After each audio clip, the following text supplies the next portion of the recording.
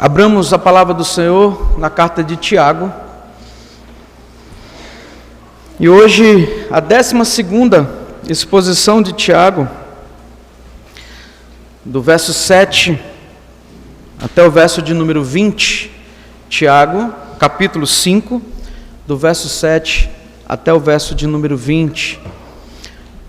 Navegamos sobre essas páginas, sobre essa história maravilhosa, sobre esse chamamento de atenção de Tiago, como se Tiago nos pegasse pelo colarinho. Se vocês se lembram bem dessa ilustração que eu dei no início da exposição, é como se ele nos catasse pelo colarinho da camisa, nos sacudisse e dissesse: ei, preste atenção, o Senhor tem palavra para ti, o Senhor Deus não morreu em vão, nós somos dependentes e precisamos ser dependentes desse Deus maravilhoso. Vamos ler de forma alternada do 7 até o 20. Diz o seguinte: sede, pois, irmãos, pacientes até a vinda do Senhor. Eis que o lavrador aguarda com paciência o precioso fruto da terra, até receber as primeiras e últimas chuvas.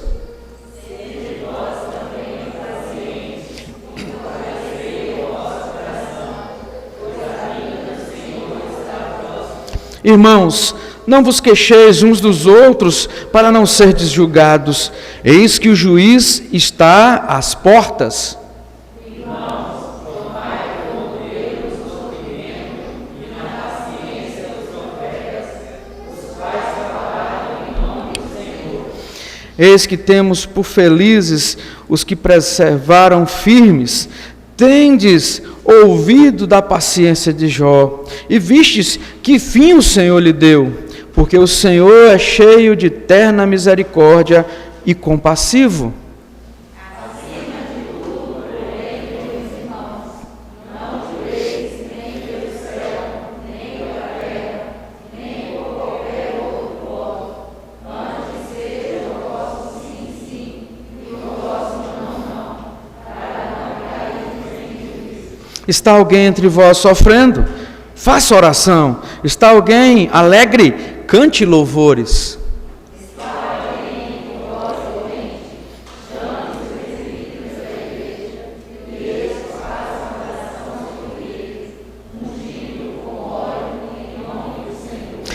E a oração da fé salvará o enfermo, e o Senhor o levantará, e se houver cometido pecados, ser-lhe-ão perdoados.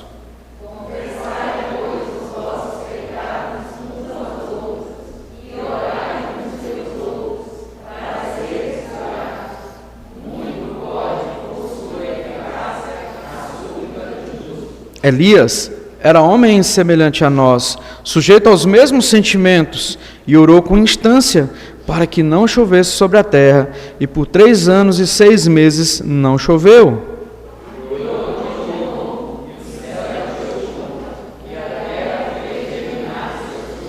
Meus irmãos, se algum entre vós se desviar da verdade e alguém os converter,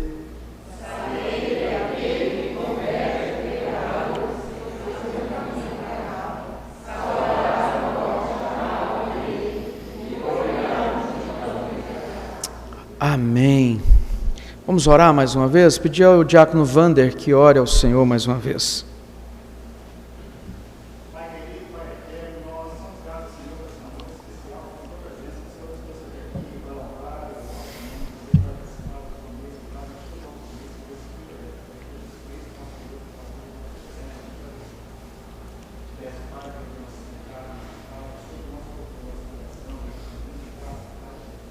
nós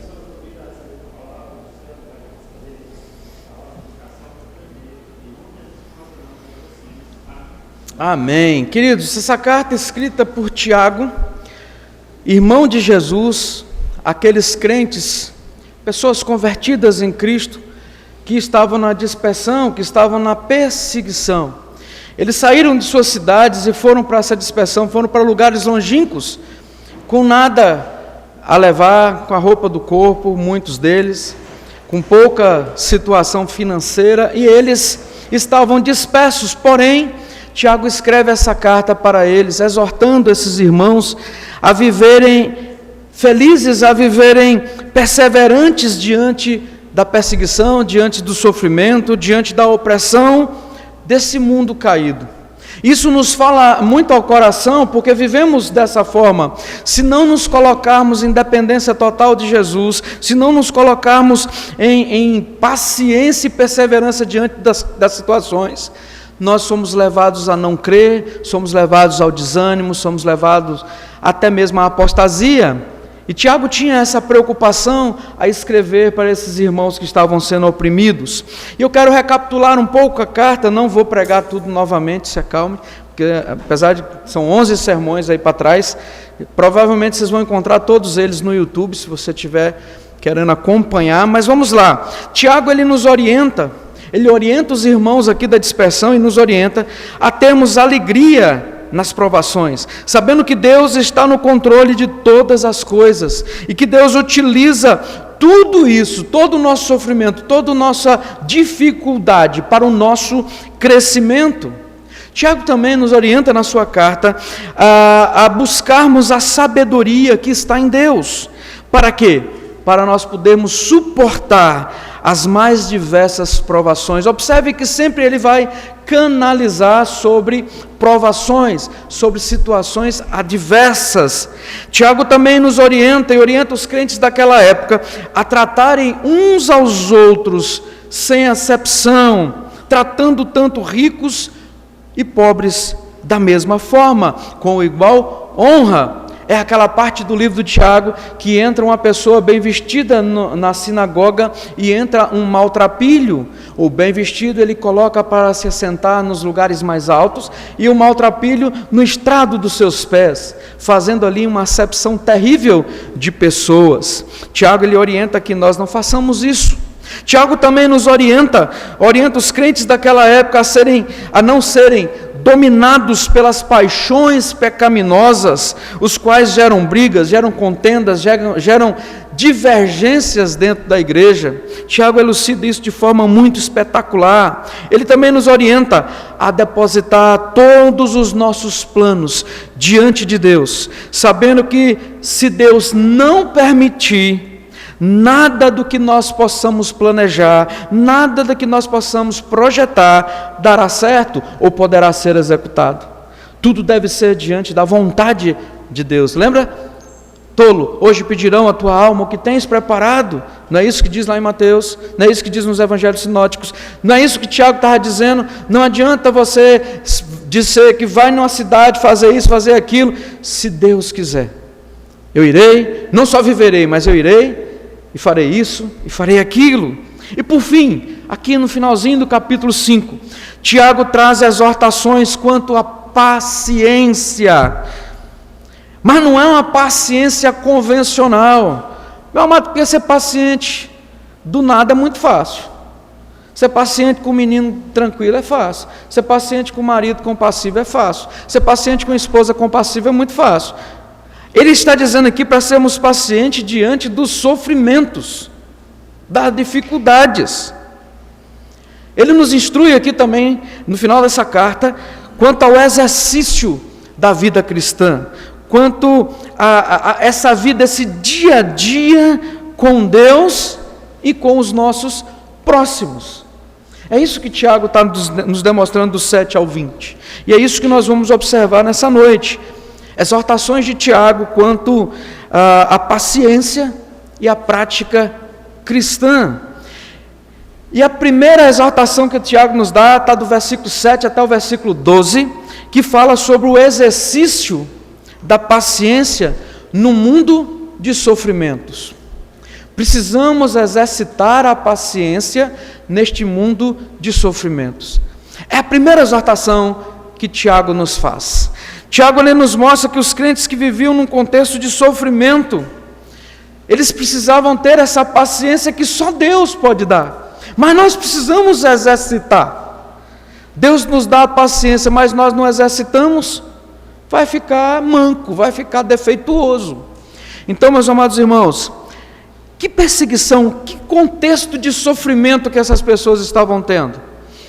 Lembra? Eles estavam sofrendo por perseguições por causa do Evangelho, Eles não podiam falar do Evangelho porque eram perseguidos, por isso que estavam na dispersão, porque eles falavam, eles tinham crido em Cristo Jesus, e isso lhe era imputado como pecado, como erro, e eles eram perseguidos, é uma perseguição de morte, então eles eram perseguidos por causa do Evangelho. Qual outro nível de sofrimento que essas pessoas tinham? Luta contra o pecado. Eles lutavam dioturnamente contra o pecado que tenazmente assediava os seus corações. Interessante dessa palavra tenazmente, tenaz é aquela ferramenta que se pega brasa, ou seja, então o pecado ele te assedia a ponto de retirar você do braseiro. E onde é o braseiro, queridos, da igreja, dos crentes? É a comunhão dos santos. Quando não estamos aqui, os nossos corações se esfriam. E Tiago ele estava falando para exercitar a paciência no meio de um mundo cheio de sofrimentos, lutando contra o pecado, sofrendo pelo Evangelho, e em terceiro lugar, por causa da opressão dos mais afortunados, dos poderosos, que estavam explorando aqueles irmãos da dispersão. Imagine, você sai da sua terra, você sai com a mão na frente e outra atrás, nenhuma roupinha, só a roupinha do corpo, e vai lá para a terra estranha, chegar lá, tem um monte de gente bem afortunado e te emprega. Lembra o que eles faziam? Retinham o salário dessas pessoas, humilhavam essas pessoas, pisavam no pescoço dessas pessoas, faziam de tudo para mostrar que eles eram mal afortunados. E quando chegava na igreja, que era o lugar deles serem bem recebidos, bem abraçados, bem acolhidos, eles eram colocados nos estrados dos pés. Era muita opressão. As pessoas oprimiam sem nenhum pingo de dó. Diante desse contexto, que Tiago exorta para esses irmãos serem pacientes. E nós aí achando que nós temos problema, né? Nós aí achando que nós somos humilhados, ultrajados. Quando nós olhamos para o sofrimento desses amados, vemos que nós estamos felizes, tranquilos, bem-aventurados. E ele nos mostra que a paciência era em busca da vinda de Cristo Jesus. Ele diz o seguinte: sede, pois, irmãos, pacientes até amanhã. É isso que está escrito aí? Até a semana que vem. Não, até quando? Até a vinda do Senhor. Sabe por quê, queridos? Nós somos tendenciosos a ter uma paciência muito curtinha. Eu vou dar uma chance hoje. Se hoje não acontecer, o pau vai quebrar. Nós somos assim. E somos tendenciosos a fazer isso com Deus. Pasmem, creio que aqui não aconteça isso. Mas já ouvi falar de pessoas que oram para Deus assim: Deus, você tem até semana que vem para me ouvir. Eu fico imaginando Deus escutando isso, olhando para o cabra e falando assim: meu Deus, ó, é Deus mesmo que fala, né? Ó, eu mesmo. Olhando e falando assim: pecador miserável. Está dando ordem em quem, cabra? Irmãos, exercitar a paciência. E é interessante as ilustrações que Tiago dá aqui. Tiago ilustra aqui o lavrador, aquele que planta. Ele diz que o lavrador aguarda com paciência os resultados finais de sua espera. E ele diz assim: o lavrador aguarda o precioso fruto da terra até receber as primeiras e últimas chuvas. Eu nunca vi ninguém plantar e no outro dia já querer o resultado. Mas o crente geralmente é assim. Mas lá no Salmo 126 diz que quem sai andando e chorando enquanto semeia, voltará colhendo seus feixes. Então vai e planta, querido, e sai plantando e volta esperando ali, já colhendo seus feixes. Vai ver se você consegue. Tem que ter tempo, tem que ter paciência, tem que esperar as chuvas primeiras, as chuvas últimas, esperar ficar no ponto de colheita. É por isso que ele dá esse exemplo. Outro exemplo que Tiago dá é o exemplo dos profetas. Ele diz o seguinte: tomais por modelo no sofrimento e na paciência os profetas, os quais falaram em nome do Senhor. Os profetas falaram da parte de Deus. E aqui eu quero reportar um pouco um texto que nós já pregamos aqui com os amados, que é o texto de Abacuque. Lembra que Abacuque via a iniquidade do povo, Abacuque clamava a Deus, chegava perante Deus e falava: até quando, Senhor? Porém, Abacuque, no meio do seu livro, ele diz assim: por-me-ei numa torre de vigília e esperarei no Senhor. Por isso que Tiago está dizendo: preste atenção nos profetas, eles esperavam. Os profetas profetizavam, recebiam ali o enunciado de Deus, passava para o povo e esperava. Imagina Isaías, usando esses textos que o presbítero Adevaldo usou hoje, muito bem usado. Imagina Isaías esperando ver o Messias, esse que ele narrou no capítulo 53. Ele não viu. Ele não viu. Imagina Daniel e tanta visão que ele teve, que Deus deu para ele. Ele não viu, e nós ainda, muitas delas, nós também não vimos, mas veremos. Precisamos esperar, ter paciência. Tem gente querendo colocar sal nas coisas, acha que comer manga com sal é bom, né? Não tem paciência nem da manga ficar madura, quer comer logo, então joga sal, depois passa mal, aí não sabe por quê, né? Irmãos, tem que ser no tempo certo, tem que ser da forma correta. E por fim ele dá uma outra ilustração, falando sobre a paciência de Jó. Amados, o Senhor é cheio de misericórdia e compassivo, não é isso que ele diz aqui? Tendes ouvido da paciência de Jó e viste o fim que o Senhor lhe deu. Jó esperou, perdeu tudo, saúde, Deus só deixou uma mulher rixosa para ele. E ele fica ali, ele continua tendo paciência, esperando no Senhor, até o dia que o Senhor restitui em dobro tudo o que ele tinha. Ele não pediu nada disso. Alguém me prova no livro de Jó que ele falou: Senhor, eu quero minhas coisas de volta. Quando ele teve uma oportunidade de pedir, ele pediu pelos seus amigos. E o texto diz que Deus restituiu tudo para Jó. Porque Deus é rico, é cheio de misericórdia, Deus é compassivo. Amada igreja, estes exemplos nos ensinam que por mais dura que seja a experiência dos servos do Senhor, por mais difícil que seja a minha experiência, a sua experiência, por mais complicado, por mais dolorido que seja, por mais sofrido que é, por mais estranha que possa parecer, Deus trabalha em nosso favor. Por mais complicado que seja, Deus trabalha por nós. E não é porque eu mereço ou porque você merece, é porque Ele é misericordioso e Ele é compassivo.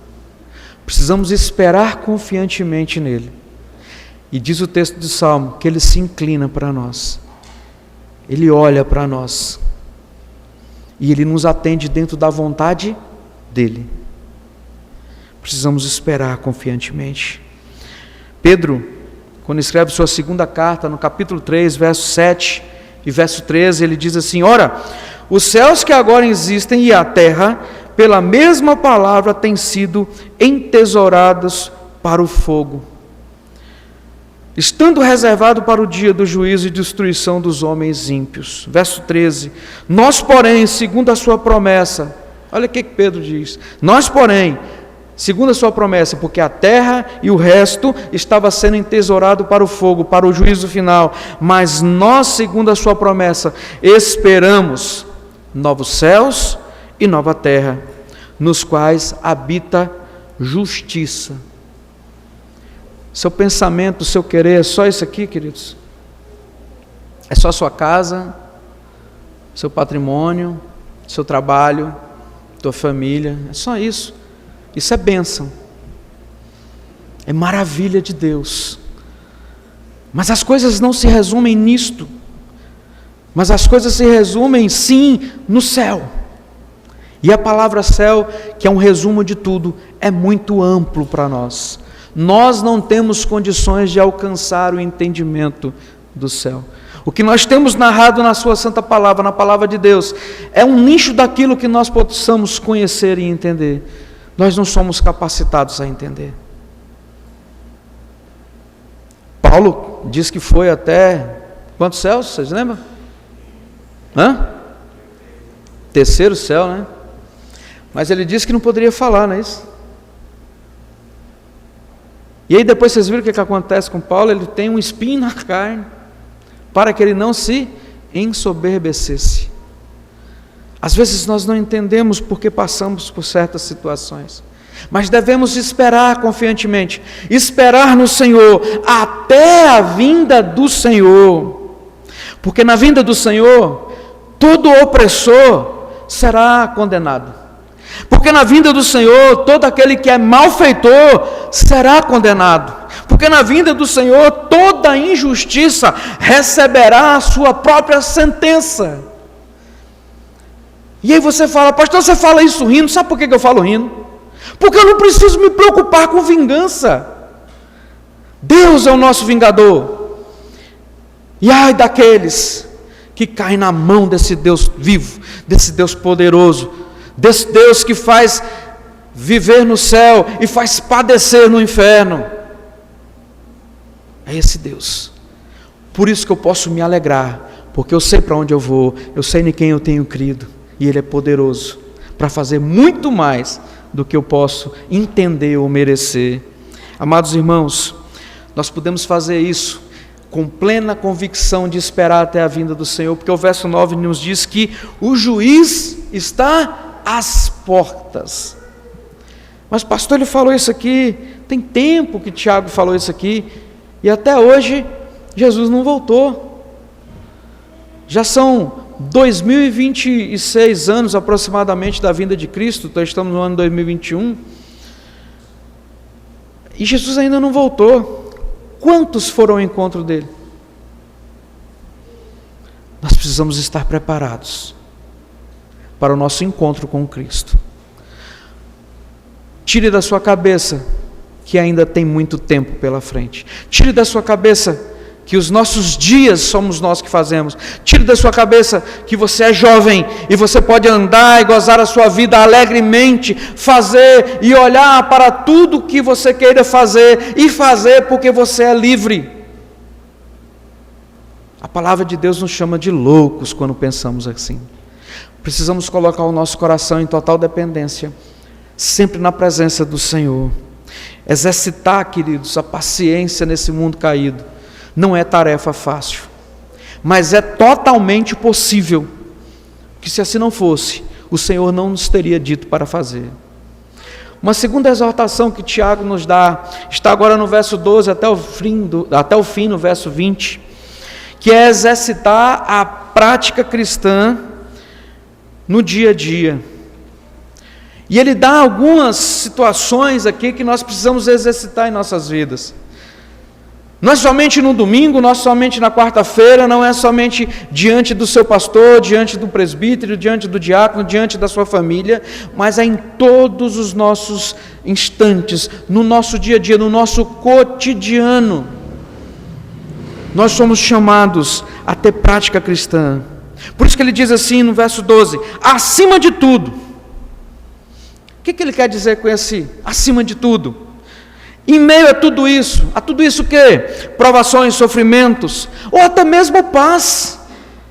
Já viu que quando está tudo bem na nossa família, nós somos tendenciosos a acalmar o coração e falar, está tudo tão bom na minha família, eu não preciso ir à igreja, está tudo em paz, nunca vivi tão bem, pastor. E aí você pergunta, mas por que você não está vindo na igreja? Aí liga, tem um botãozinho na cabeça chamado desculpa. A bem na verdade não aperta, é Wi-Fi, ele aperta aqui na mão, assim, ó, tchum. Aí sai aquela sentença de desculpas. Tem de todo tipo, de toda cor, de todo tamanho, de toda verdade, de toda inverdade. Exercitar a prática cristã acima de tudo. É provação? Exercite a prática cristã. É sofrimento, é paz, exercite a prática cristã. Aconteça o que acontecer, eu e você precisamos e somos exortados a uma vida condizente com a vida cristã. Precisamos agir de forma correta, caminhar na direção que agrada a Deus. E ele dá vários exemplos. Verso 12, ele vai dizendo assim, olha, não jureis. Nós não devemos jurar indevidamente. E nós temos essa prática até mesmo impensada. Não, eu juro. Não é assim? Eu juro. E aí uns ainda acrescentam, eu juro por Deus. Ixi, me dá 35 tipos de medo quando a pessoa jura por Deus. Eu estava até acreditando na pessoa quando ela fala, eu juro por Deus. Aí eu falei, será que eu acredito? Será que eu não acredito? Mas não sou eu que devo acreditar ou desacreditar. Mas é diante de Deus que você está falando. Não é apenas diante de um pastor, diante de um presbítero, de um líder da igreja, de um líder de... Não é isso, queridos. Diante de um professor de escola dominical, porque todos temos autoridade sobre uns aos outros, amamos uns aos outros, mas é sobre... A questão de Deus é de falar perante Deus e ainda jurar em nome dEle. Não devemos jurar indevidamente ou pecaminosamente. Amados irmãos, todo juramento deve ser feito em nome de Deus. Ele diz, não jureis, nem pelos céus, nem pela terra, nem por qualquer outro voto. Antes seja o vosso sim, sim, e o vosso não, não, para não cairdes em juízo. Todo juramento nosso, ele é feito diante de Deus. Ou não? Todo juramento deve ser feito a fim de ser cumprido. Quando você jura, você tem que querer cumprir, você tem que saber que você precisa cumprir. Por isso que diz, seja o seu sim, sim, e o seu não, não. O que passar disso é do maligno, queridos. Dá para fazer? Dá. Não dá para fazer? Não dá. Não prometa uma coisa que tu não vai cumprir. E aí surgem vários exemplos de juramentos que nós geralmente quebramos. Eu poderia citar aqui, parar aqui, ficar falando desses juramentos aqui e estender mais um sermão, mas não é necessário. Você quer ver um juramento que o crente da terceira igreja presbiteriana quebra muito? Profissão de fé. Vocês se lembram dos votos de profissão de fé de vocês? Não lembro, porque eu também não lembro. Tudo não. Detalhadamente não, mas devíamos. Os que vinham quarta-feira, quando estudamos confissão de fé, ganhou uma confissão de fé. Certo? Aqueles juramentos que estão ali, aquelas explicações que estão na confissão de fé de Westminster, é um amplo e tem um resumo na hora da profissão de fé. Mas quer ver uma promessa bem simples que nós quebramos? Nossos dízimos e ofertas. Geralmente nós quebramos. São todos? Não. Graças a Deus por isso que a igreja está de pé. Porque Deus tem mantido os fiéis remanescentes. Mas geralmente nós quebramos. Nós prometemos trazer os dízimos e as ofertas à casa de Deus para que haja mantimento na sua casa, para que haja proclamação do reino. Quer ver outra coisa que nós quebramos na profissão de fé? A nossa promessa de estar presencial na casa de Deus. Ah, pastor, mas é época de pandemia. Vamos esquecer um pouco a pandemia. Quando nós pudemos vir e não vimos. Quando nós pudemos estar aqui e não estamos. Nós quebramos a nossa promessa, porque nós prometemos estar aqui, a sustentar a igreja, tanto financeira quanto presencialmente. Mas nós quebramos. Vamos pular um pouquinho no batismo infantil agora. Quando nós batizamos os nossos filhos é porque cremos que eles são filhos da promessa, são da família da aliança. E o que acontece conosco? Prometemos orar pelos nossos filhos, orar com ele e ensiná-lo a orar. Prometemos trazê-lo à igreja, vir com ele, congregar com ele, e muitas vezes não fazemos isso. Ah, pastor, mas o menino faz muito barulho. Deixa fazer, gente. Menino que não faz barulho é porque está doente. Vocês esqueceram quando vocês eram criança, que vivia chorando, fazendo pelas calças? Todo mundo aqui passou por isso. Vem falar que você já nasceu grande, não. Todo mundo aqui era um menino chorão. Uns menos, outros mais.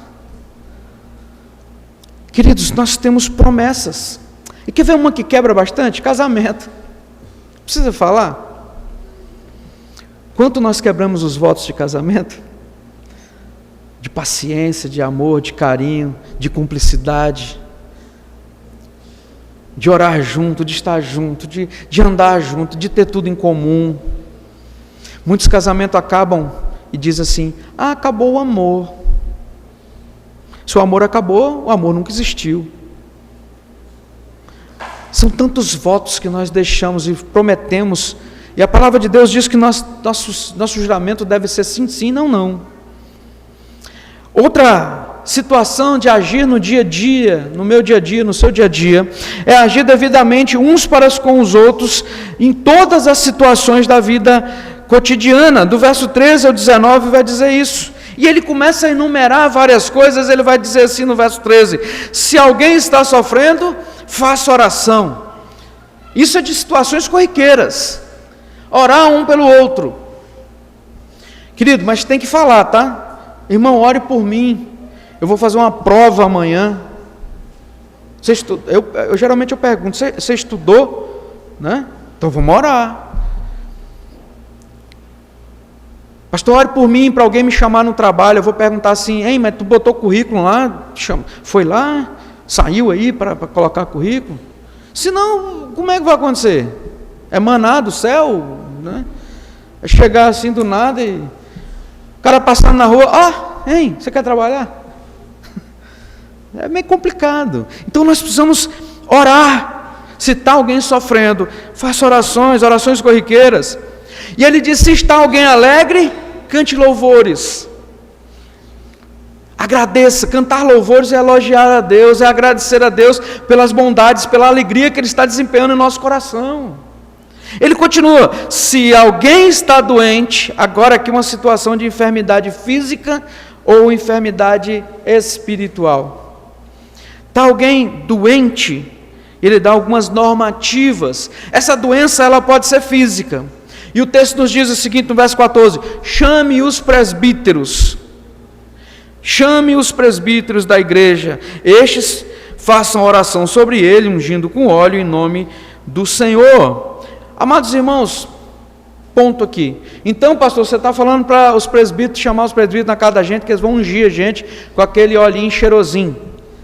Não estou dizendo isso não. Nem o texto. Nem o texto. É tanto que a IPB tinha aceitado a unção com óleo ali, entre aspas, uma série de situações para poder fazer essa unção.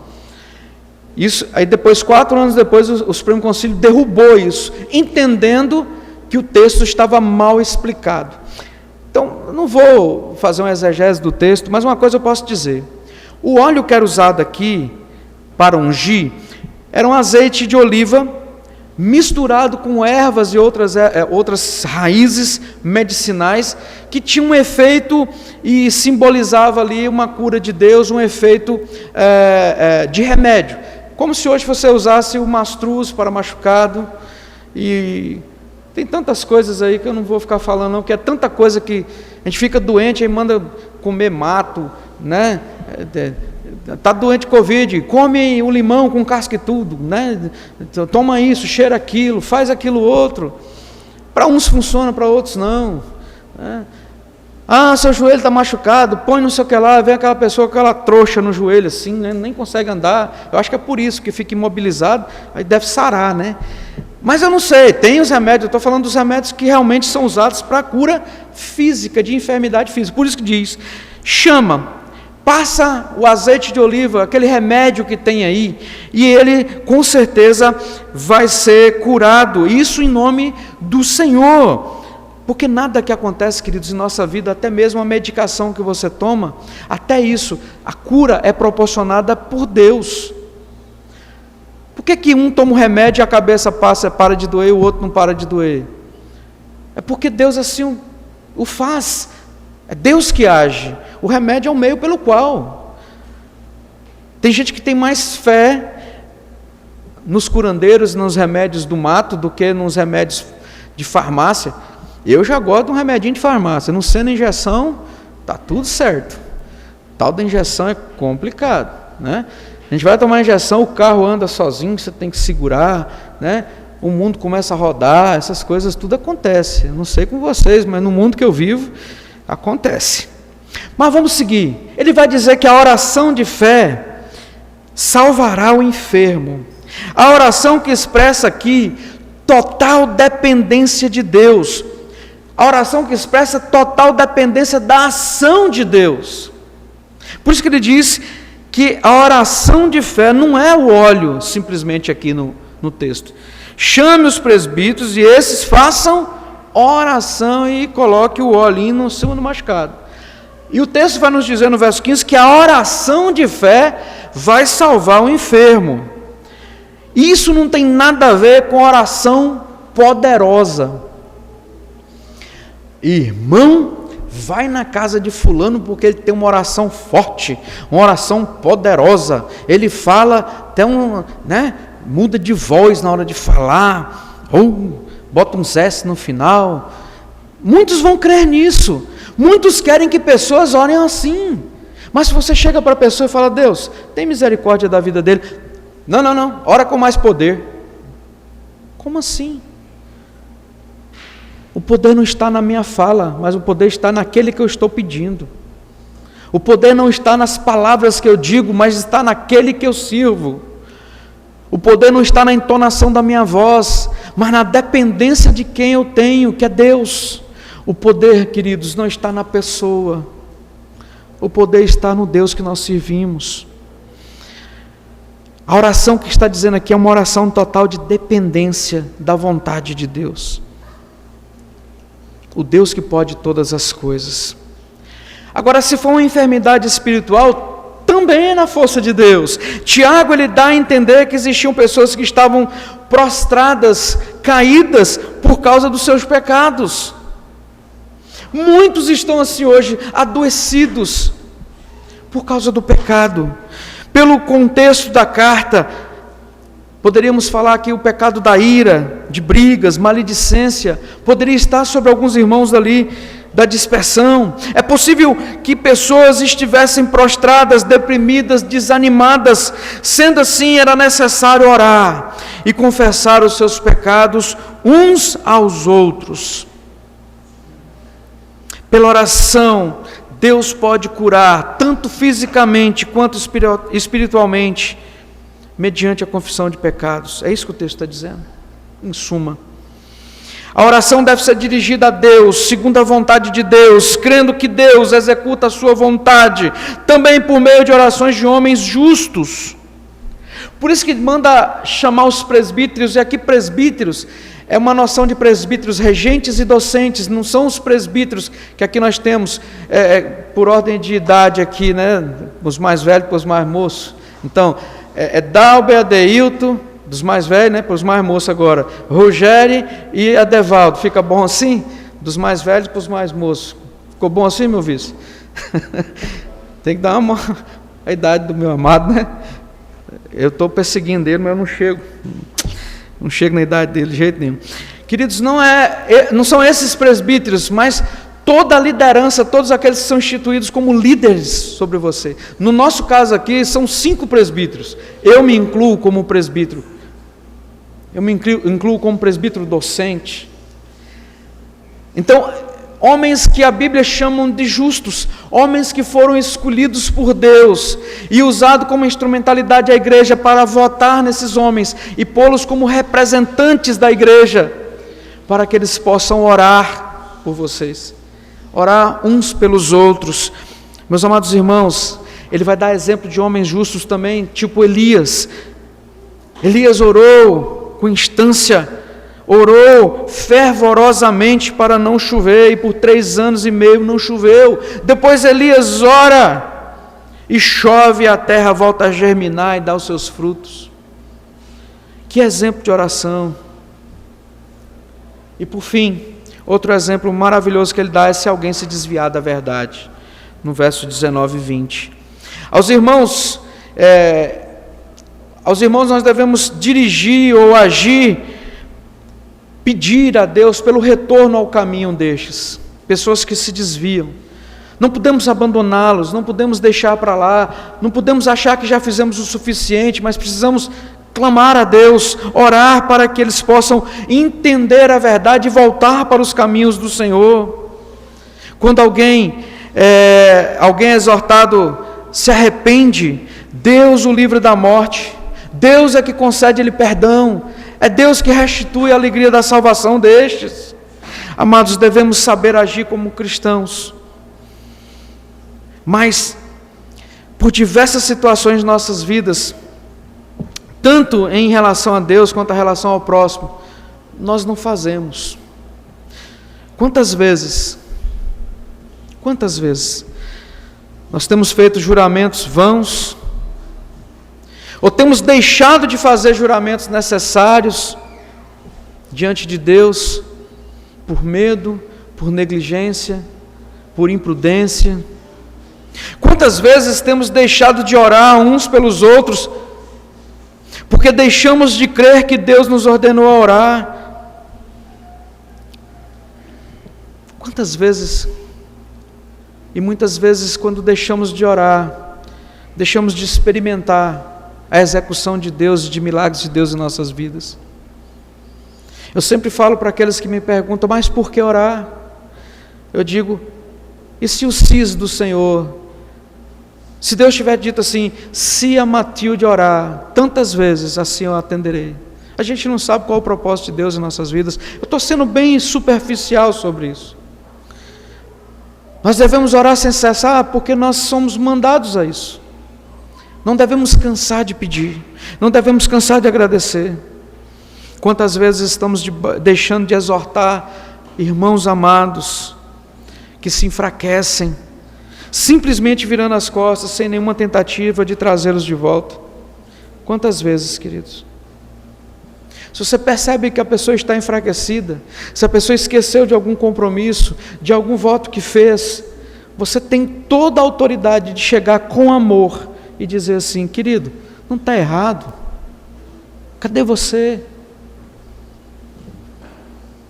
Você pode mandar um áudio para ele, meu amado, cadê você? Eu sinto sua falta, eu tenho orado por você. Isso se você estiver realmente sentindo falta, e deve sentir falta dos irmãos, e orado por ele, você deve orar por ele. Não venha falar, eu tenho orado por você sem orar não, irmãos. Pelo amor de Deus, não minta.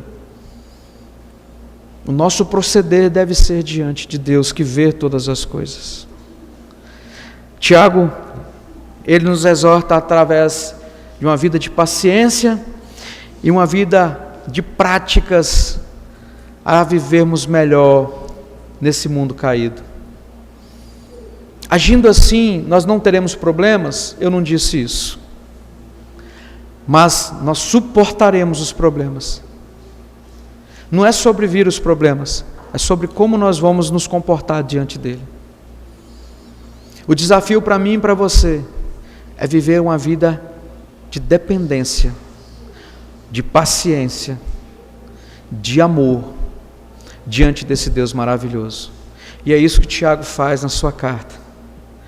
Nos prega pelo pescoço, nos bate na cara, e nós agradecemos a Ele, porque Ele assim o faz com amor.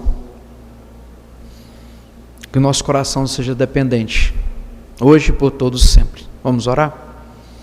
Santo e amado Deus, obrigado pelo momento que o Senhor nos dá na sua presença, de encerrarmos mais uma exposição de um livro da sua Santa Escritura. Seja Deus com a sua igreja, amando, ó Pai, abençoando, cuidando, para que nós vivamos de acordo com a sua vontade. É em nome de Jesus, ó Pai, que nós nos colocamos nessa hora, agradecidos e certos que o Senhor está aplicando em nós todos os desafios que o Senhor nos deu. Está nos fazendo, ó Pai, compreender que sem o Senhor nada somos, nada podemos fazer. Obrigado, ó Deus, pelo seu Filho Jesus. Obrigado, ó Deus, por momentos ímpares na presença do Senhor, junto com os nossos amados irmãos. Em nome de Jesus nós te agradecemos, hoje e por todo sempre. Amém, amém e amém.